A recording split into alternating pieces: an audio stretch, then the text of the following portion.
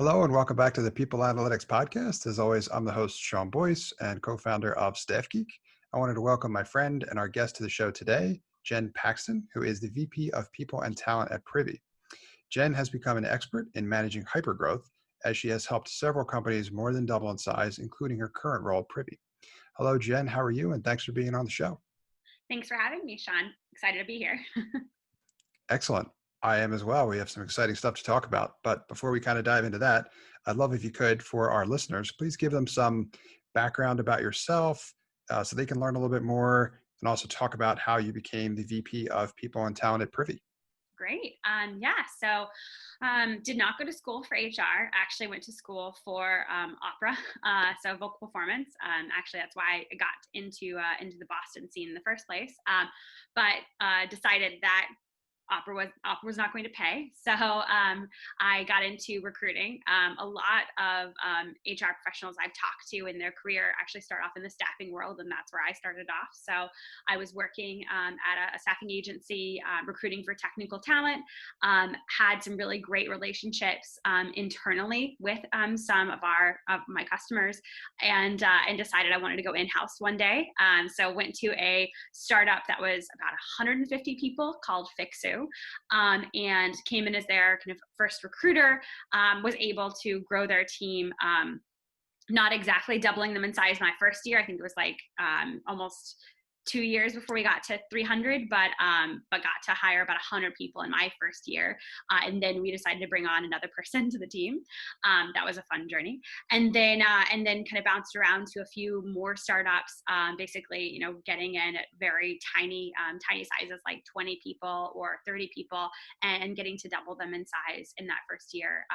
And I learned to kind of wear both hats, from the recruiting and then the people ops side as well, and really like wearing kind of both worlds. Getting to see the candidates coming in, and then also getting to experience how to support them and kind of keep them at the company and being happy. Very impressive background, to say the least. And I can't imagine what it is like to hire 100 people in a year. I mean, that's like hiring somebody every 2 or 3 days. That's crazy. Yes. So I remember one summer we actually hired, I think the group of people, I think we had like 15 people start in one day. And we actually had, so on the HR side, we actually had two people in HR that were actually onboarding everybody. And so they were doing really well. They were a little mad at me because I'd hired a little early, a little sooner, I think, than they'd planned. Which is a fun relationship between recruiting and HR when you are in a bigger team.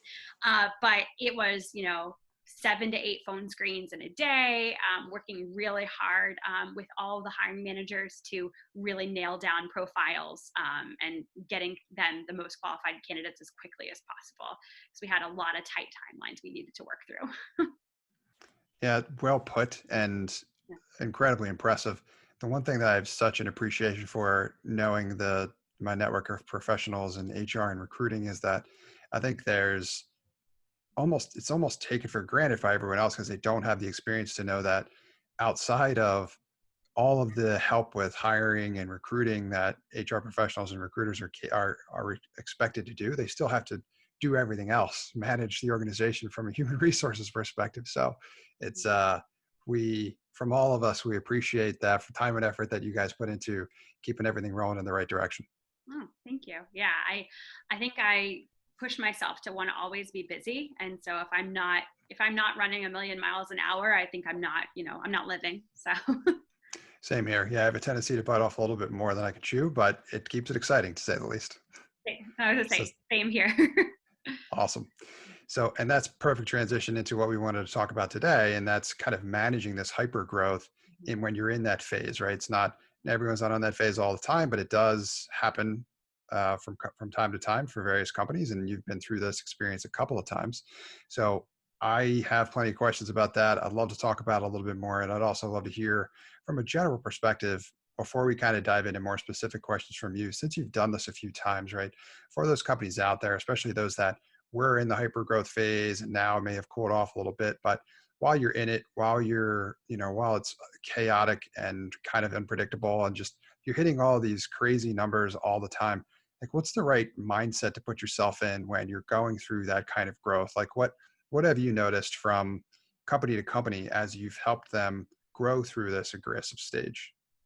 Yeah, I mean, there's definitely a tendency to just produce, which I think is there's a time and a place for that, and then there's also a time and a place. Kind of one of the big pitfalls I think I fell into in my really early on in my career was saying yes to everything and piling it on and on, without really taking a step back and looking at kind of where is the strategic vision going for this, like what you know the person that I'm hiring right now, what are they actually going to be doing, and really having a good partnership with the hiring manager on that.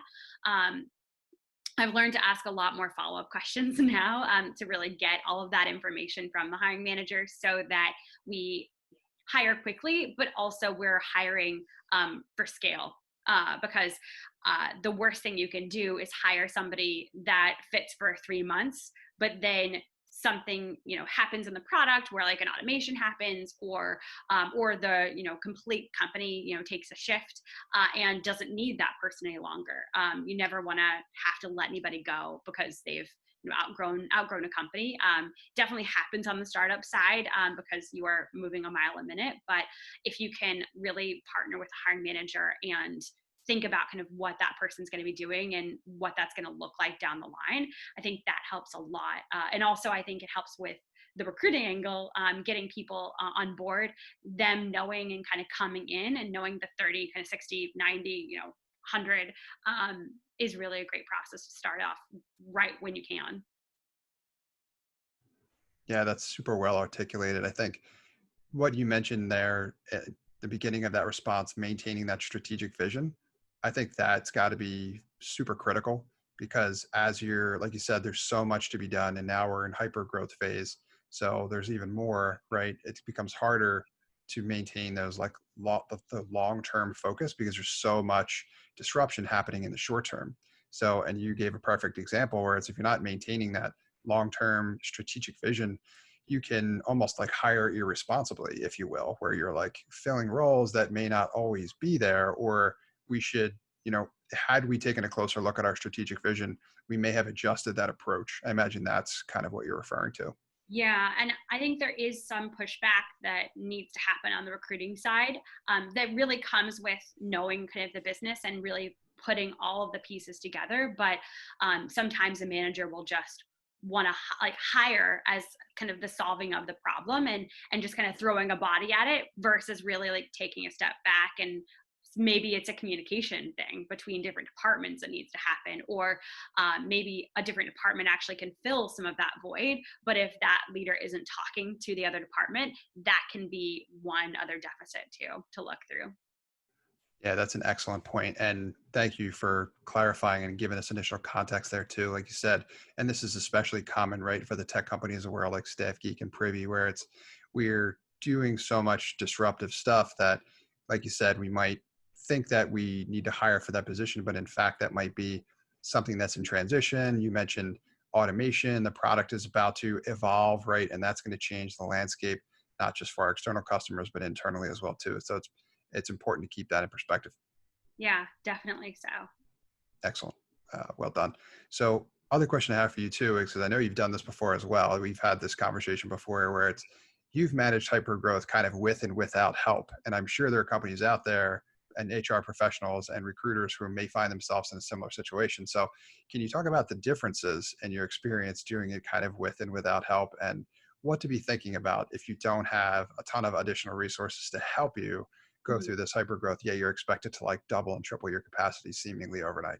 Yeah, I don't advise doing it without help. I'll just be completely honest. I remember Fixu is one of the only ones where I've actually done it without help, at least in the initial part. And I remember working extremely long hours.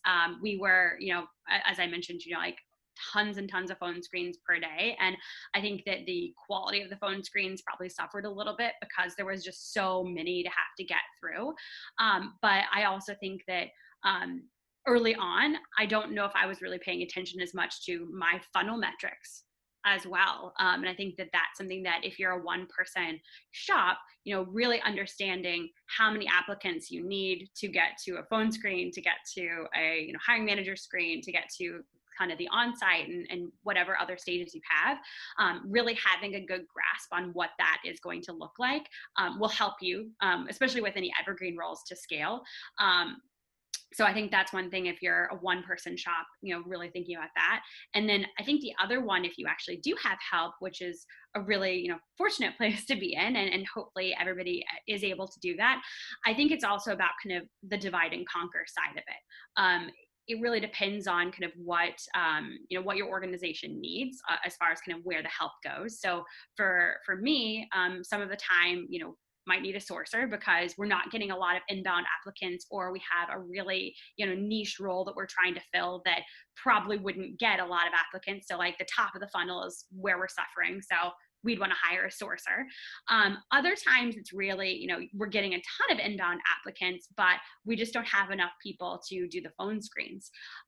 When I was a one person show, I'd actually pass some of those initial phone screens off to my hiring manager. Being like, if you want to get this role filled faster, you're going to have to pull your own weight here. And I'm actually really fortunate at Privy, where I'm battling kind of both the recruiting and the HR side. And I've had a great partnership with a lot of my hiring managers to do the same thing. And it's a very just candid conversation with them on expectation settings of, hey, I have to do all these things, but if you want to get this role filled sooner, help me out on this part here, and then I can fill in the end game. And then moving on to, having an additional person on the team. If you have a lot of applicants and a lot of jobs to fill, really developing specializations, I think, is important, because the relationship that recruiter has with a hiring manager or with a department is really important. So you don't want to have, one recruiter hiring for a software engineer role on this one team, but then another recruiter hiring for a software engineer role on the same team. You really want to start developing those specializations so that recruiter can get super deep and build that great relationship with that specific department too. So that's how I do it, at least. Sounds like it's working out pretty well so far. So we're going to Yeah. keep going with that.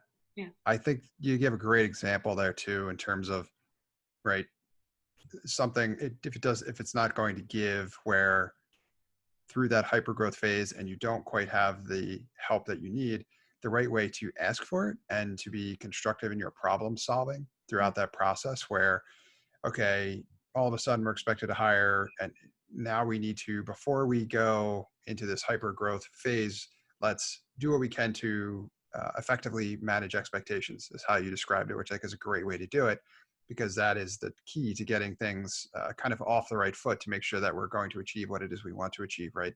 And then, like you said, offering the ability to have additional participation elsewhere that's maybe slowing the process down is a great way to go about it, right? If you can leverage, like you said, those strategic relationships from within the company, that will help you probably move the needle sooner rather than later. Involving other people in the process increases the transparency, and it helps manage their expectations. So yeah. And to your point on adding more people into the process, if you're fortunate enough to build out kind of just a culture of everybody at the company recruiting, that's something to try and strive for as well. I'm not saying every hire has to be a referral, but if you do have other people within the company that are proactively, reaching out to their networks, or reaching out to people on LinkedIn that might be a fit, that is really great as well. I've been really fortunate at Privy, where we've had a lot of referrals come in, but also we have a DEI team that is proactively reaching out to people, maybe not even in their network. They're like second or third degree connections, to get them interested in Privy as well. So if you can create a culture of, everybody at the company is a recruiter, that also really, really helps, especially if you're a one person show. yeah, that's a great point. It seems like an excellent exercise for everyone to kind of be involved with anyway. So I imagine the best cultures have at least some form of participation in that way.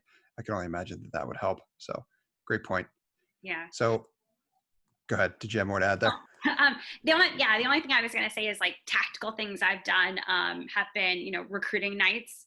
So everybody brings their laptop, gets a beverage and gets an appetizer. And then we're all just on LinkedIn and, getting people that way.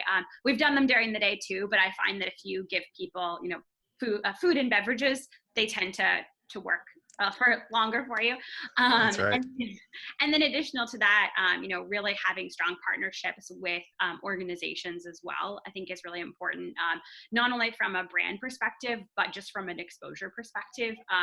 When we were back in our office, we partnered very closely with tech ladies, and we'd have, basically once a month, have a meet up there too. And I think that that is, from an exposure perspective, like really great too, to help you with the recruiting side. Great idea. And thanks for sharing some of the tactical examples. I love the recruiting night idea. That's really neat. It's almost like making it a fun game out of it. And then you get to compete, who's finding the best candidates kind of thing. That's kind of cool. Yeah, if you can set up a leaderboard as well. So we at Fixu at one point we actually had a leaderboard, like a TV screen of like all the referrals and like who is winning. We did different spiffs as well. So like we did Fixu swag, which was really fun. We also did gift cards as well. But then also just the bragging rights was the best one of all of them. Somebody getting to brag about like I won. So it was really cool. That's funny. I imagine it's got to have a similar effect of like setting up your friends together or something like that, where everybody's proud that I made this awesome thing happen. That's got to be really cool. Yeah, I really enjoy getting to see when a referral gets hired and their friend or their person in their network that hired them like is beaming, like is so proud. So yeah. It's awesome. It has to obviously help with culture as well too. Very cool. Sharp tactics. Thank you for sharing those examples. Then, so the other component I can think of as well too, and I can imagine for our professionals in HR that are listening to this that have either recently gone through a growth phase or are going to be in the future at some point and haven't done so before. I'd love to hear what your advice is since you've been there, done that a few times, as in what's the best advice you have for them that, those of us out there that are about to go through that phase or will at some point in the future and haven't before. Yeah. Oh, I think it goes back to aligning goals, very like and understanding that part. Um, and I also think that having that expectation with the hiring manager, and setting that early on is really important. So before I will even post a role, I actually sit down with the hiring manager and we talk through everything like that might go through the interview process, but also what are some questions they ask. Do they have other questions that like other people on the interview team should ask? So I think that really having that expectation is really important. Um, Another thing that happens inevitably as well is when you ask, the hiring manager, like, hey, when do you want this person? And they always say ASAP. And you're like, okay, but realistically, like, what does it look like on your team right now? How long would it take you to put together any onboarding that you might need for them? Is there any kind of big motion coming up on your team that maybe we should plan around? So that ASAP always changes and always evolves, which I think is really important too, because you can only work so quickly, and if the hiring manager doesn't have that deep understanding, you need to educate them on that pretty quickly. And then also I think when you're talking about the attributes of the person that they're hiring for, they might start off like, this is your market, like this is your market of candidates, and you have to get them to go out, expand out, not just from a candidate pool, but also just a diversity of thought. I think hiring managers can be very focused sometimes, and you really have to convince them that opening that bubble up is going to be fruitful for them and for the organization too.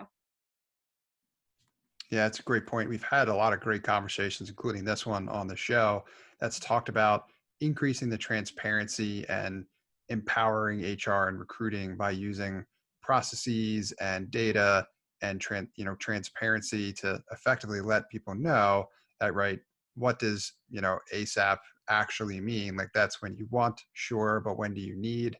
And then have you thought about all this other stuff?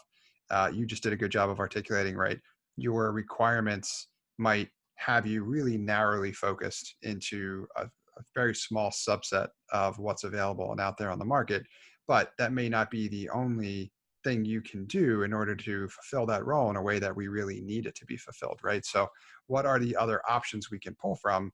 Because if you just go looking for that kind of needle in a haystack, you may never find it, right? So, instead, we need to be realistic with our expectations, right? It sounds like it also comes down to managing expectations, educating a little bit, but then involving everyone in the process between asking them, what questions you have for us to ask as part of this process. So it sounds like it fosters great conversation, and it just helps everyone be more prepared for how to do so successfully. Yeah. And I do find that having that level of transparency with the hiring manager is really important. But also, um, especially kind of as we're evolving at Privy, having that level of transparency with the entire company has been really great too. So, for instance, we're hiring a demand generation candidate very soon.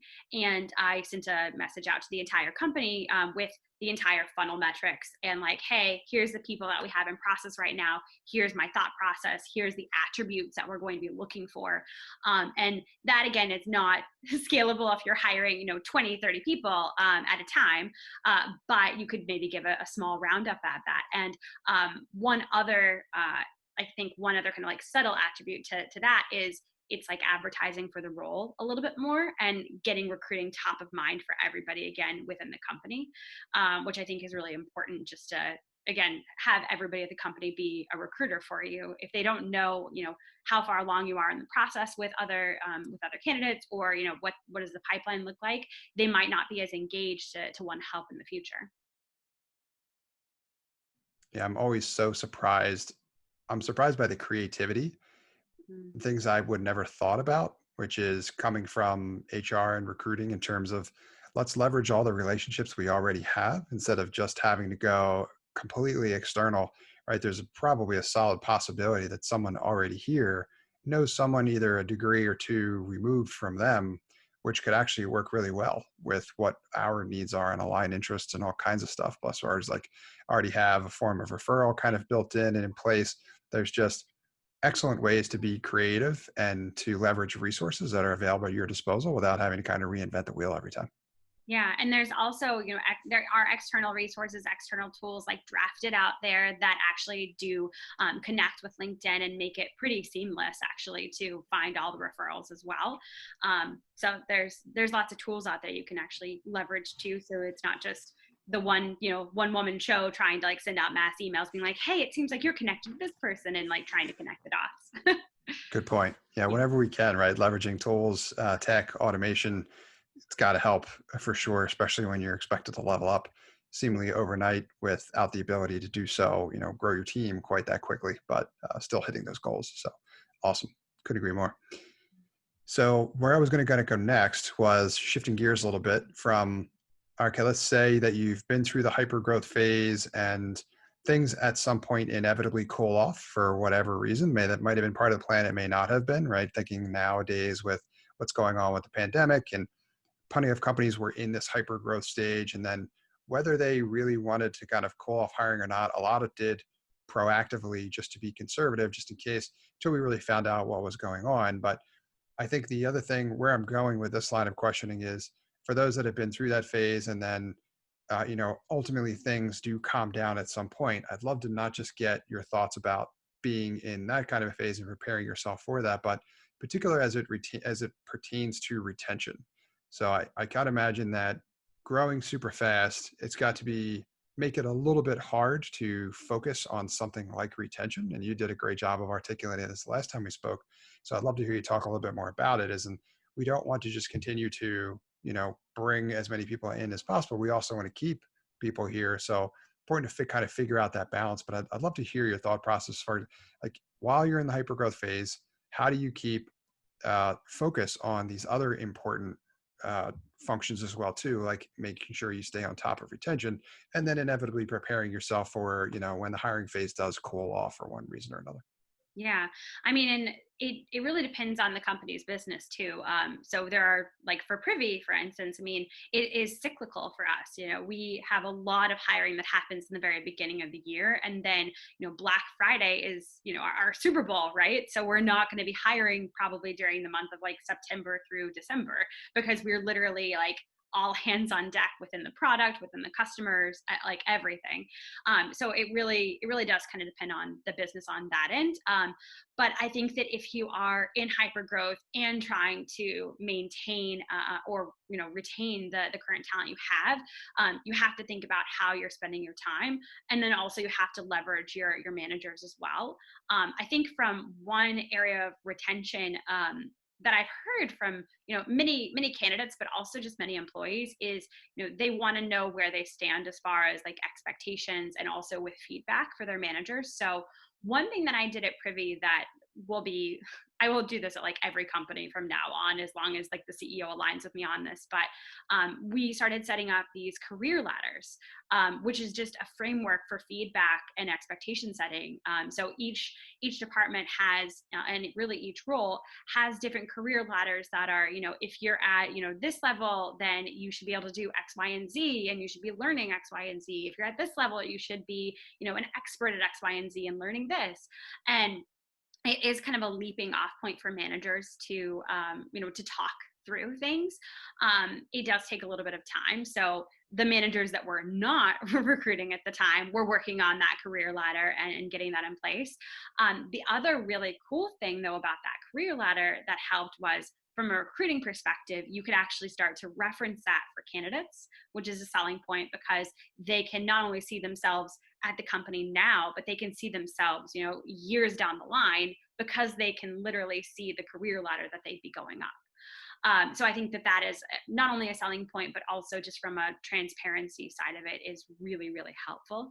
And then I think they're also, depending on the size of the company too, you probably might actually be able to have a person dedicated to the employee experience and really kind of leveraging kind of the candidate experience to the employee experience and making them very equal.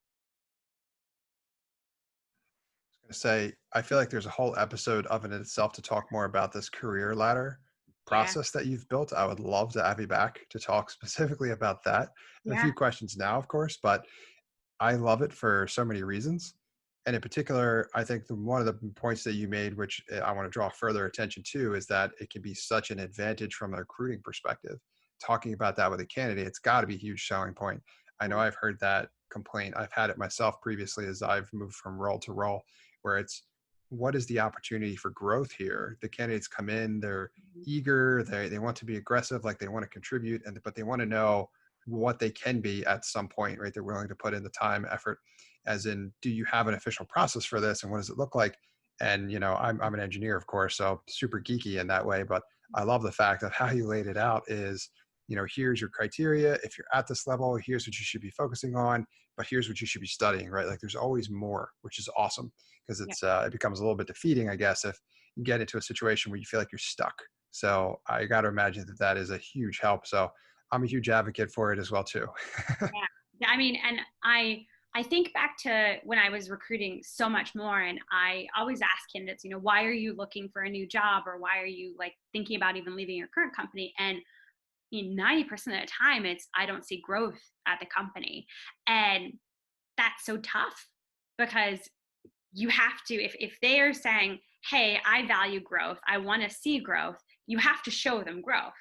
If you don't actually have a clear path for them, why would they come join your company? I mean, I feel like every startup is offering unlimited, beer and ping pongs and vacation and all the bells and whistles, but like if you really can't show them, how they're going to learn and how they're going to be challenged, what's the point? Like I don't know. I could go on a tangent like forever about that.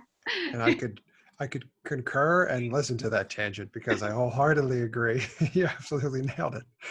Fantastic. Well, thank you a ton, Jen, for being here. This is incredibly valuable information from both myself and the audience. Before I let you go, I have two questions for you. And the first of which is, are there any resources that you'd like to call attention to specifically that you would share with our audience?